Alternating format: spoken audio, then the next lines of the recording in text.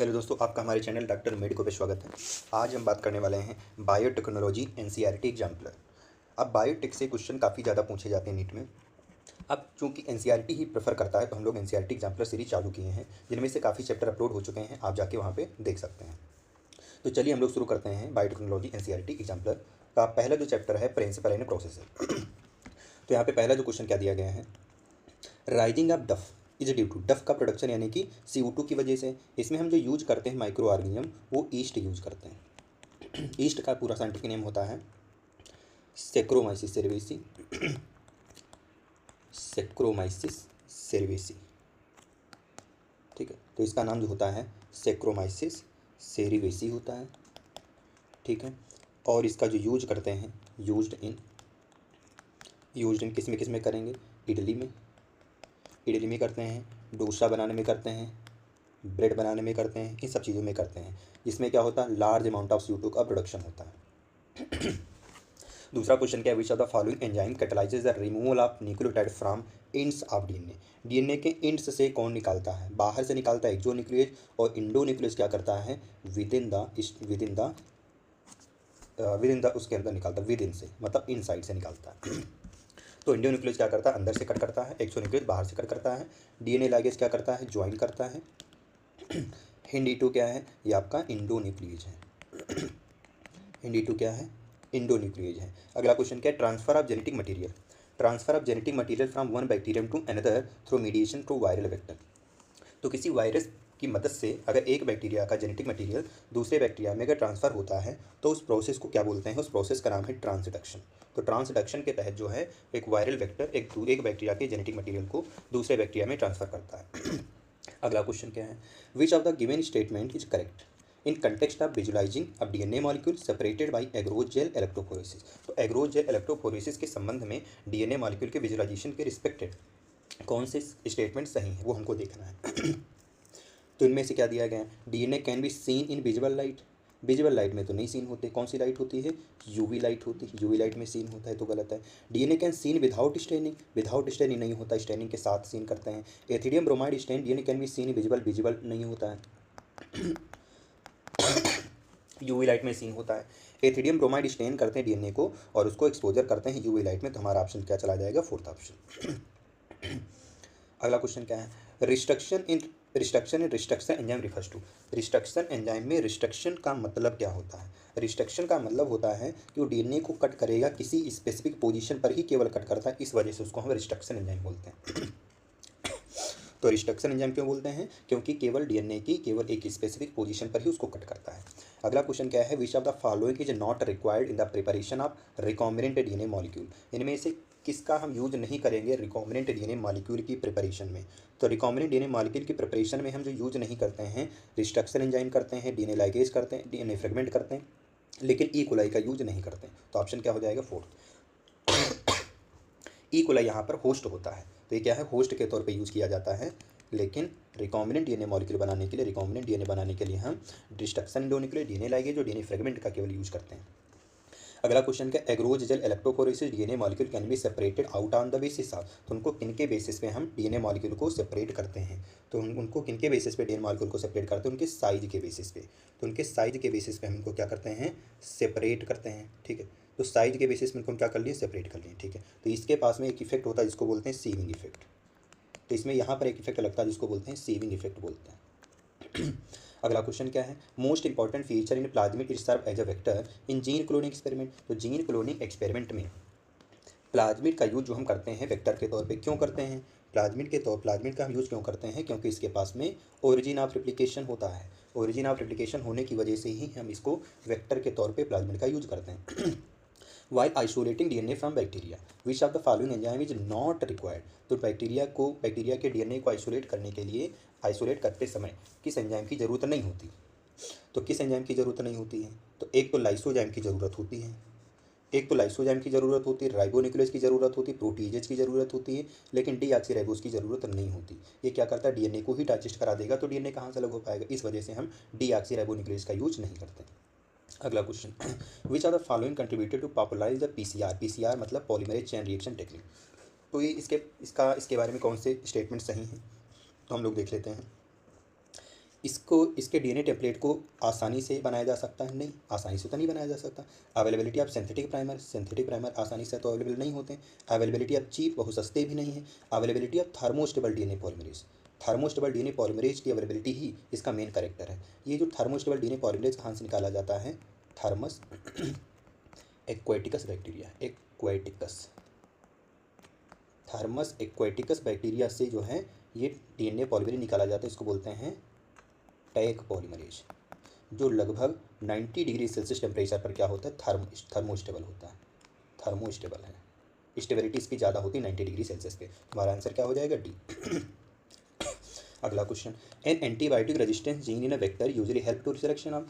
तो वेक्टर के पास में जो एंटीबायोटिक रेजिस्टेंस जीन होते हैं ये किसके सिलेक्शन में हेल्प करते हैं? तो ये जो सिलेक्शन में जो हेल्प करते हैं, ट्रांसफॉर्म्ड बैक्टीरिया सेल के सिलेक्शन में हेल्प करते हैं। ये ट्रांसफॉर्म और नॉन ट्रांसफॉर्मेंट बैक्टीरिया को सेपरेट करते हैं एंटीबायोटिक रेजिस्टेंस जीन। तो यहाँ पे हम यूज़ करते हैं एंटीबायोटिक को सेलेक्टेबल मार्कर के तौर पे, सेलेक्टेबल मार्कर के तौर पे हम इनका यूज़ करते हैं। ठीक है, अब इस सेलेक्टेबल मार्कर कौन कौन हो सकते हैं? सेलेक्टेबल मार्कर के तौर पे जो एंटीबायोटिक होते हैं एंटीबायोटिक हो जाते हैं। एंटीबायोटिक में कौन हो गया? Ampicillin, ampicillin.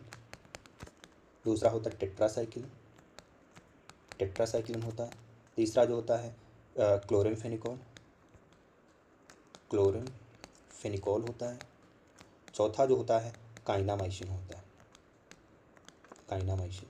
ये जो हैं 4 एंटीबायोटिक हैं जो सेलेक्टेबल मार्कर के तौर पे यूज़ किए जाते हैं, जो ट्रांसफॉर्म बैक्टीरिया सेल को नॉन ट्रांसफॉर्म से अलग करते हैं। Significance of heat shock method bacterial transformation facilitated to. तो बैक्टीरियल के ट्रांसफॉर्मेशन में हीट शॉक का क्या मतलब है? तो हीट शॉक का मतलब क्या होता है कि डीएनए का अपटेक जो है वो बैक्टीरियल सेल के ट्रांजिएंट पोर में क्या होता है? वो बढ़ जाता है। तो बैक्टीरियल सेल वाल में जो पोर होते हैं वो ओपन हो जाते हैं हीट शॉक देने से। तो ये इसका मतलब है। कितने डिग्री पे हीट शॉक दिया जाता है? 42 डिग्री पे दिया जाता है with divalent cation. In the presence of divalent cation कौन होता है? कैल्शियम आयन होता है, इसकी प्रेजेंस में करते हैं। अगला question, the role of DNA ligase in the construction of recombinant DNA molecule. Recombinant DNA molecule बनाने में डीएनए लाइगेज का काम क्या होता है? डीएनए लाइगेज का काम जो है वो क्या होता है? जो फास्फोडाइस्टर बॉन्ड होता है 2 डीएनए फ्रेगमेंट के बीच में, उनको बनाना, जिसकी वजह से हमारा डीएनए जो अलग अलग सेगमेंट होते हैं वो जुड़ जाते हैं। तो क्या है? Formation of phosphodiester bond between the 2 DNA fragment. ये हमारा आंसर हो जाएगा फर्स्ट। अगला क्वेश्चन क्या है कि which of the following bacteria not source of restriction endonuclease. कौन इसका सोर्स नहीं है? रिस्ट्रक्शन इंडोन्यूक्लियेज का कौन इसका सोर्स नहीं है? तो हमारे पास क्या ऑप्शन है? पहला तो हीमोफिलस इन्फ्लुएंजाe है, दूसरा जो है ये तो है इशरिचिया कोलाई भी है, तीसरा जो है एंटमीबा कोलाई, एंटमीबा कोलाई नहीं है, बैसिलस एमाइलोफिशियंस ये भी है। तो हमारे पास थर्ड ऑप्शन हो जाएगा एंटमीबा कोलाई। तो इसके पास रिस्ट्रक्शन इंडोन्यूक्लियेज नहीं होता। Which the following step are catalyzed by the Taq polymerase. तो पीसीआर में 3 स्टेप होती हैं। डीनेचुरेशन होता है, डीनेचुरेशन होता है, ये पहला स्टेप होता है। दूसरा स्टेप जो होता है वो एनिलिंग होता है, एनिलिंग होता है। तीसरा स्टेप जो होता है वो एक्सटेंशन होता है, एक्सटेंशन होता है। ये 3 स्टेप में जो पीसीआर होता है कंप्लीट होता है। तो इसमें जो पूछा गया है ये किस स्टेप में जो है, किस स्टेप में डीएनए पॉलीमरेज का यूज होता है? तो डीएनए पॉलीमरेज का जो यूज होता है वो एक्सटेंशन प्रोसेस में होता है। थर्ड में extension of primer and on the template DNA. Template DNA के ऊपर जो प्राइमर एंड का एक्सटेंशन होता है तो उस समय डीएनए पॉलीमरेज का यूज किया जाता है, टैग पॉलीमरेज का। अगला question, a bacterial cell was transformed with recombinant DNA molecule that was generated using human gene. However transformed cell did not produce the desired protein. तो कभी कभी क्या होता है कि बैक्टीरियल सेल वाज ट्रांसफॉर्म तो हो जाते हैं रिकॉम्बिनेंट डीएनए के साथ में, लेकिन वो ट्रांसफॉर्म्ड सेल जो हैं वो डिजायर प्रोटीन को प्रोड्यूस नहीं करते। इसका कारण क्या होता है? तो जो इसका कारण होता है कि जो ह्यूमन जीन के पास में केवल इंट्रॉन होते हैं और जबकि बैक्टीरिया जो है उनकी प्रोसेसिंग नहीं कर सकता। तो ये क्वेश्चन मुझे लग रहा है कि इस बार जो है नीट 26 में देने की संभावनाएं हो सकती हैं। नीट 2026 में ये क्वेश्चन आ सकता है। तो बैक्टीरियल सेल जो है वो रिकॉम्बिनेंट डीएनए मॉलिक्यूल से ट्रांसफॉर्म तो हो जाती है ह्यूमन जीन को अगर उसमें यूज करते हैं, और लेकिन ट्रांसफॉर्म जो सेल होती हैं वो डिजायर प्रोटीन नहीं प्रोड्यूस करती हैं। इसका कारण क्या है? क्योंकि ह्यूमन जीन के पास में इंट्रॉन होते हैं और बैक्टीरिया इंट्रॉन की प्रोसेसिंग नहीं कर पाता है। ये हमारा आंसर फर्स्ट हो जाएगा। अगला question, which of the following should be chosen best yield if one were produce a recombinant protein in large amount. अगर मुझे लार्ज अमाउंट में रिकॉम्बिनेंट प्रोटीन अगर बनाना है तो हम क्या यूज करेंगे? सबसे बेस्ट तरीका क्या है? सबसे बेस्ट तरीका क्या है? कंटिन्यूअस कल्चर सिस्टम हम यूज करें। अगर मुझे लार्ज अमाउंट में चाहिए तो लगातार हम कल्चर सिस्टम का यूज़ करते रहें, तो कंटिन्यूअस कल्चर सिस्टम। तो कंटिन्यूअस कल्चर सिस्टम में क्या होगा, हम लगातार इनको हम डिजायर्ड प्रोटीन लार्ज अमाउंट में मिलती रहती है। Among the following was awarded Nobel prize? Development of PCR. तो पीसीआर टेक्निक के डेवलपमेंट के लिए किसको नोबेल प्राइज़ दिया गया? तो साइंटिस्ट थे कैरी मुलिस को नोबेल प्राइज़ दिया गया। अगला क्या है? Which are the following statement does not hold true for the restriction enzyme? इनमें से कौन सा स्टेटमेंट जो है रिस्ट्रक्शन एंजाइम के लिए सही नहीं है? तो इट रिकॉग्नाइज पैलिंड्रोमिक सीक्वेंस, सही बात है, पैलिंड्रोमिक सीक्वेंस को रिकॉग्नाइज करता है। और पैलिंड्रोमिक सीक्वेंस क्या होता है? जैसे 5 से 3 प्राइम पे GAATTC ये है हमारे पास। तो अगर हम इधर से भी 5 प्राइम से 3 प्राइम अगर चलते हैं तो GAATTC। तो हम क्या करते हैं, अगर सेम प्राइम पे अगर पढ़ते हैं तो दूसरे पे अगर सेम पढ़ेंगे तो हमको दोनों स्टैंड पे सेम प्रोनाउंसिएशन मिलेगा, तो होता है पैलिंड्रोमिक सीक्वेंस। तो पैलिंड्रोमिक सीक्वेंस को तो होल्ड करता है, सही बात है। ये इंडोन्यूक्लियोटाइड होता है, रिस्ट्रक्शन एंजाइम सही है। It is isolated from virus, ये वायरसेस से आइसोलेट नहीं किए जाते हैं। ये किससे किए जाते हैं? आइसोलेट बैक्टीरिया से किए जाते हैं। ये बैक्टीरिया से आइसोलेट किए जाते हैं। ये जो है सेम तरीके के स्टिकी इंड जो हैं अलग अलग डीएनए मॉलिक्यूल में प्रोड्यूस करते हैं। तो हमारा आंसर क्या हो जाएगा? थर्ड। तो गलत पूछा था। तो ये हमारा वायरस से आइसोलेट नहीं करते हैं, बैक्टीरिया से आइसोलेट करते हैं। ठीक है, ये हमारा क्वेश्चन है। अब देख लेते हैं वेरी शॉर्ट आंसर में क्या कहता है। How is copy number of plasmid vector related to yield of recombinant protein? तो जितना ज़्यादा कॉपी नंबर होता है, जितना ज़्यादा कॉपी नंबर होगा उतना ही ज़्यादा क्या होगा? प्रोटीन बनती है। ठीक है, तो उतने ही बार जो है डीएनए रिकॉम्बिनेंट डीएनए मल्टीप्लाई करता है। तो क्या होगा? रिकॉम्बिनेंट डीएनए मल्टीप्लाई मोर। तो रिकॉम्बिनेंट डीएनए ज़्यादा मल्टीप्लाई करेगा और क्या होगा? Larger amount of protein produced, larger amount of desire product produced. तो हम लार्जर अमाउंट में डिजायर प्रोडक्ट जो हम बना सकते हैं। Would you choose an exonuclease while a recombinant DNA molecule? क्या आप जो है रिकॉम्बिनेंट डीएनए मॉलिक्यूल को बनाने के समय एक्सोन्यूक्लियस का यूज करेंगे? नहीं करेंगे। हम क्या करेंगे? इंडोन्यूक्लियस का यूज करते हैं, इंडोन्यूक्लियस का यूज करते हैं। ठीक है, क्यों यूज करते हैं? क्योंकि ये जो है क्या प्रोड्यूस करता है? Sticky end. ये स्टिकी इंड प्रोड्यूस करता है, प्रोड्यूसेज स्टिकी इंड। अगला क्या? What does HND and third? तो क्या कह रहा है कि HND थर्ड रिफर्स टू हिंदी थी। तो हिंदी थर्ड में HND और थर्ड क्या बतलाता है? तो जो H है वो क्या बताता है? जीनस को बताता है।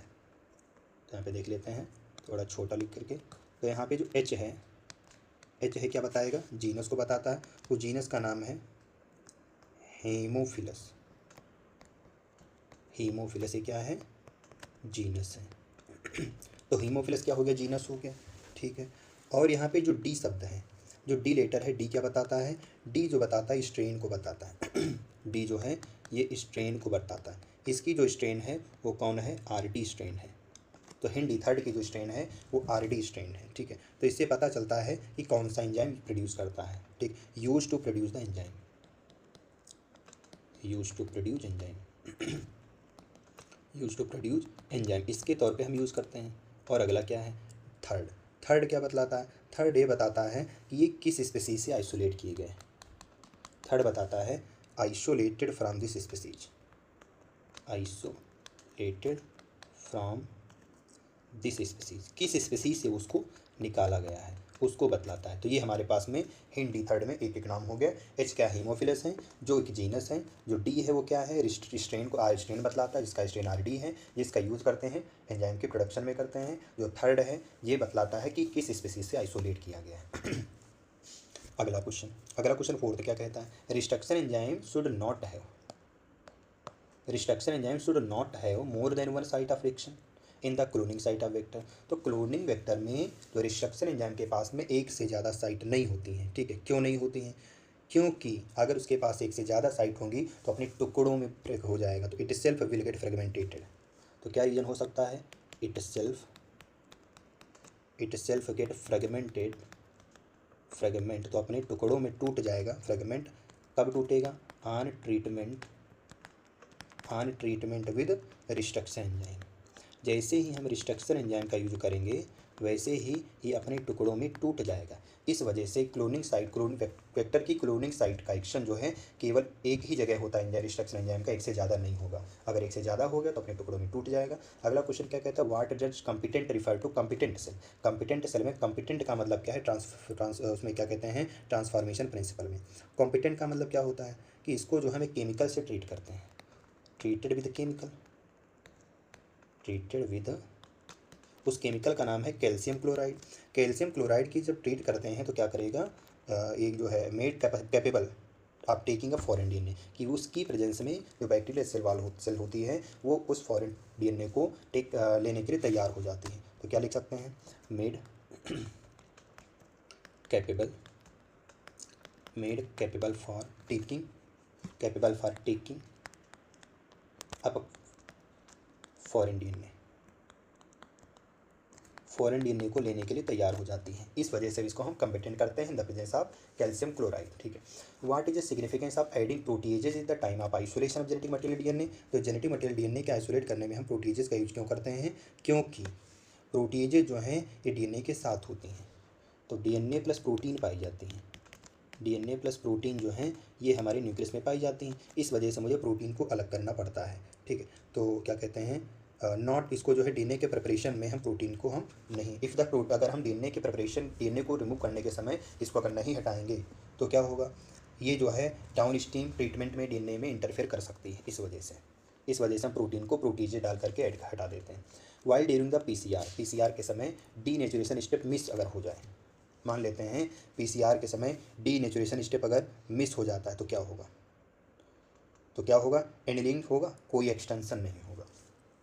तो क्या कहते हैं, अगर डीनेचुरेशन फिर एनिलिंग होता है फिर एक्सटेंशन होगा, तो यहाँ पे क्या होगा, अगर डीनेचुरेशन अगर मिस हो जाएगा तो प्राइमर नहीं बनेगा, तो क्या होगा, no primer form, no primer form, किसी भी तरीके का प्राइमर नहीं बनेगा। जब प्राइमर नहीं बनेगा तो क्या होगा, एनिलिंग नहीं होगी, नॉट एनिलिंग मतलब ज्वाइनिंग ऑफ टेम्पलेट नहीं होगी, ज्वाइनिंग ऑफ टेम्पलेट नहीं होगा। जब ज्वाइनिंग ऑफ टेम्पलेट नहीं होगा तो क्या होगा, कोई एक्सटेंशन नहीं होगा, नो एक्सटेंशन, कोई एक्सटेंशन नहीं होगा। इन कारणों की यही है कि अगर पीसीआर टेक्निक में डीनेचुरेशन अगर मिस हो गया है तो आगे आने वाली सारी घटनाएं रुक जाती, कोई प्राइमरी नहीं बनेगा, कोई एनिलिंग प्रोसेस नहीं होगी, एक्सटेंशन नहीं होगा। अगला क्वेश्चन क्या है, a recombinant, name of the recombinant vaccine that are currently being used in vaccination program. तो कौन सी है जो रिकॉम्बिनेंट वैक्सीन है, उसका नाम है हेपेटाइटिस बी। हेपेटाइटिस बी, ये किससे निकाला गया है, ये निकाला गया है किससे, ईस्ट से, ये ईस्ट से निकाला गया है। ठीक है, हेपेटाइटिस वायरस के ट्रीट करने में यूज़ किया जाता है। Do biomolecule DNA protein exhibit biological activities anhydrous condition. Anhydrous condition में हम डीएनए प्रोटीन को हम इसको क्यों लेते हैं, क्योंकि in the presence of moisture, moisture की प्रेजेंस में जो है इसके हाइड्रोजन बॉन्ड वीक हो जाते हैं, वीकर हाइड्रोजन बॉन्ड, तो हाइड्रोजन बॉन्ड वीकर हो जाते हैं और इस वजह से उसकी रिएक्टिविटी बढ़ जाती है। हाइड्रोजन बॉन्ड वीकर हो जाएंगे और रिएक्टिविटी बढ़ जाएगी, इस वजह से जो है इसको एनहाइड्रस कंडीशन में दिया जाता है। What modification is done on TI plasmid, क्या मॉडिफिकेशन होगा अगर इसको जो है टीआई प्लाज्मिड के साथ में अगर क्या किया जाए, टीआई प्लाज्मिड के साथ में इसको कन्वर्ट कर दिया जाए क्लोनिवेक्टर के तौर पे। व्हाट मॉडिफिकेशन इज डन इस Ti plasmid of Agrobacterium tumefaciens to convert to cloning vector. तो इनमें क्या क्या बदलाव किए जाते हैं जब एग्रोबैक्टीरियम ट्यूमेफेशियंस के टीआई प्लाज्मिड को एज अ वेक्टर यूज किया जाता है। तो इसके में क्या किया जाता है, सबसे पहले जो पैथोजेनिक जीन है उसको हटा दिया जाता है। ठीक है, तो रिमूव पैथोजेनिक जीन, जो पैथोजेनिक जीन है उसको हटाया जाता है। मतलब जो है जो ट्यूमर इंड्यूसिंग प्लाज्मिड है उसको क्या किया जाता है, मॉडिफाई किया जाता है। मतलब बोल सकते हैं modify tumour inducing gene, tumour inducing gene को मॉडिफाई किया जाता है। तो अब हमको जो क्वेश्चन एक दिया गया है पीसीआर का, तो इसमें हमको क्या करना है, एम्पलीफाई कराना है। तो ये डबल स्टैंडर्ड है, 3' है 5', इसको क्या दिया गया, हीट दिया गया। तो ये ABC है, तो हमको ABC पहचानना है। तो सबसे पहले स्टेप क्या होती है, डीनेचुरेशन। तो जो ए होगा वो क्या होगा, डीनेचुरेशन होगा, ये क्या है, डीनेचुरेशन है।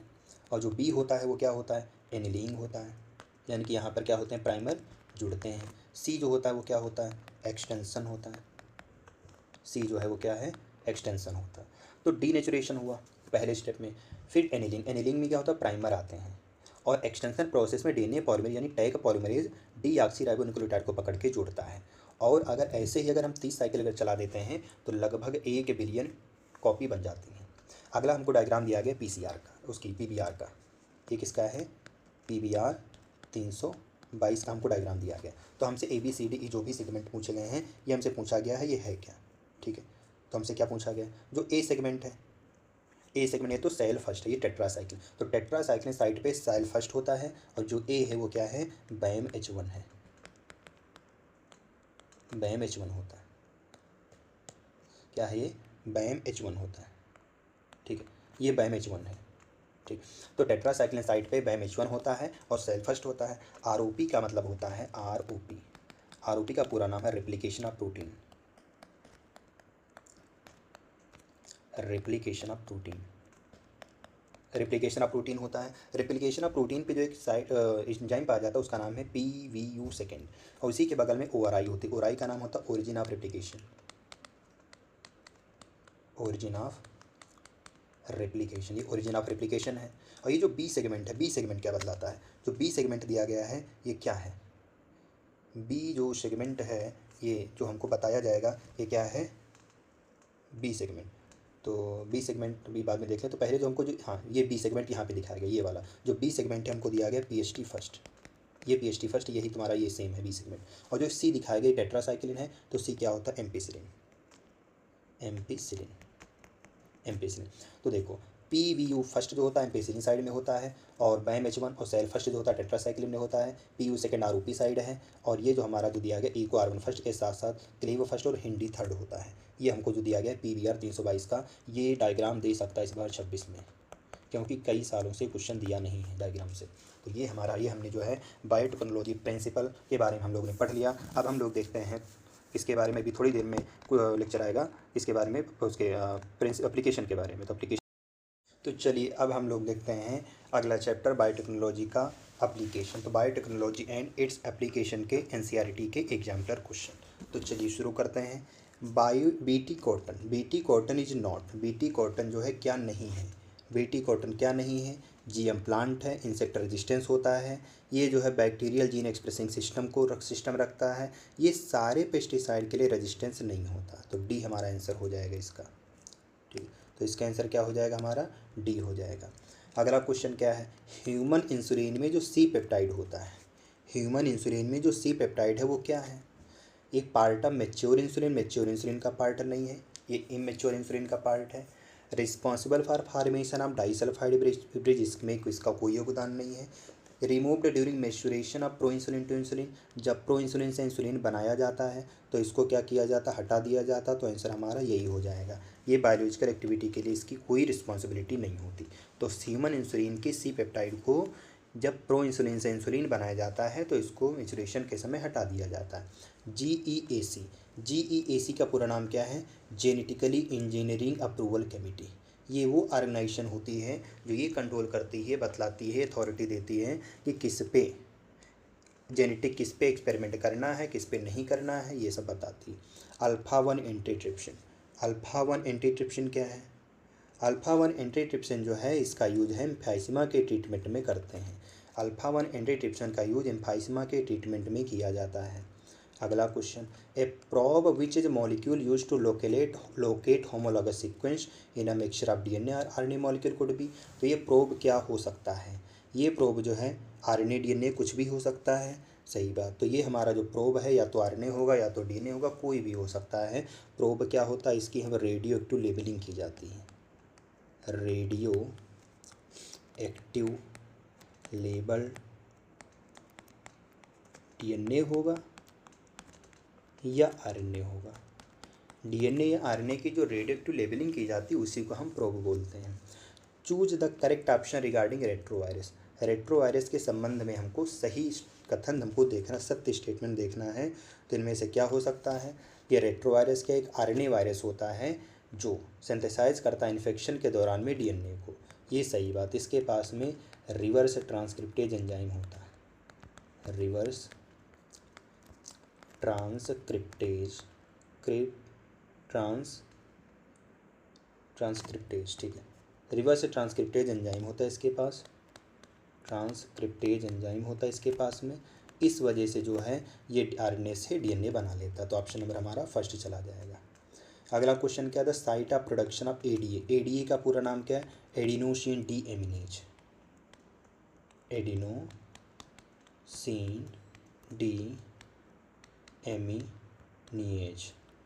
डीएमिनेज, एडिनोसिन डीएमिनेज जो है एक एंजाइम होता है जो क्या करता है, लिम्फोसाइट को प्रोड्यूस करवाता है। तो क्या है, लिम्फोसाइट के प्रोडक्शन में हेल्प करता है। ये किसके लिए जिम्मेदार है, इम्यूनिटी के लिए रिस्पॉन्सिबल होता है, इम्यूनिटी के लिए रिस्पॉन्सिबल इम्यूनिटी, ठीक है। ये इम्यूनिटी के लिए रिस्पॉन्सिबल होता है। प्रोटॉक्सिन क्या होता है, प्रोटॉक्सिन जो इनेक्टिव टॉक्सिन होता है उसको हम प्रोटॉक्सिन बोलते हैं। पैथोफिजियोलॉजी क्या कहती है, पैथोफिजियोलॉजी क्या है, पैथोफिजियोलॉजी जो होती है ये अगर हम होस्ट की अल्टर्ड फिजियोलॉजी को हम स्टडी करते हैं, होस्ट की अल्टर्ड फिजियोलॉजी को हम स्टडी करते हैं, उसी को बोलते हैं pathophysiology. The trigger for activation of toxin of bacillus thuringiensis, उसका ट्रिगर क्या होता है, जब अल्कलाइन पीएच मिलता है इसको इसके गट में, इंसेक्ट के गट में जो अल्कलाइन पीएच मिलता है वहीं पर क्या होता है, ये एक्टिवेट हो जाता है। अगला क्वेश्चन क्या है, गोल्डन राइस। गोल्डन राइस क्या है, एक तरीके का ट्रांसजेनिक राइस होता है। इसके पास बीटा कैरोटीन होता है जो जीन इस बीटा कैरोटीन को बनाता है। तो हमारे पास ऑप्शन थर्ड हो जाएगा।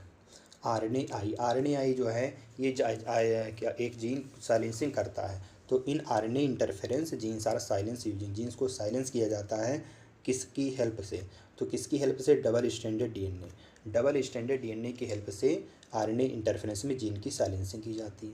पहला जो क्लिनिकल जीन थेरेपी जो केस था वो किसके ट्रीटमेंट में देखा गया था, वो कौन था, SCID क्या है, सीवियर कंबाइंड इम्यूनो डिफिशेंसी, जो है किसकी वजह से आती है, एडिनोसिन डीएमिनेज एंजाइम की डिफिशेंसी से आती है। तो ऑप्शन नंबर थर्ड हो जाएगा। ADH is enzyme which is deficient in genetic disorder, for example just like a SCID, that is severe combined immuno deficiency syndrome. What is the full form of AD का पूरा नाम क्या है, adenosine डीऑक्सीएमिनेज नहीं, adenosine deaminase हो जाएगा second option. Silencing of gene could be achieved through the use of, यानी कि जीन की जो साइलेंसिंग है कैसे की जा सकती है, आरएनए इंटरफेरेंस और एंटीसेंस आरएनए दोनों से की जा सकती है, ठीक है। तो इसकी जो साइलेंसिंग की जा सकती है वो आरएनए इंटरफेरेंस और एंटीसेंस आरएनए दोनों से की जा सकती है।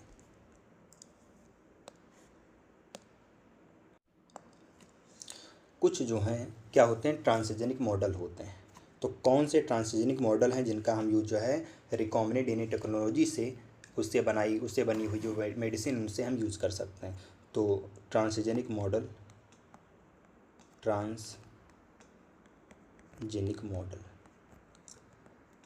मॉडल कौन है, इसको याद कर सकते हैं C कार से। तो C से हो गया कैंसर, एक C से हो गया सिस्टिक फाइब्रोसिस हो गया, A से हो गया अल्जाइमर डिजीज हो गया, A से हो गया रेमोटॉइड आर्थराइटिस। इन चीज़ों को हम जो है रिकॉम्बिनेंट डीएनए टेक्नोलॉजी के हेल्प से यानी ट्रांसजेनिक मॉडल के हेल्प से हम इनको ठीक कर देते हैं, ठीक है। तो ये हमारा जो है बायोटेक्नोलॉजी के पूरी कंप्लीट बायोटेक्नोलॉजी के सारे NCERT एग्जाम्पलर हम लोगों ने कवर कर लिए हैं। तो चलिए अब हम लोग अगले नेक्स्ट यूनिट पे मिलते हैं इकोलॉजी पे। तब तक के लिए धन्यवाद।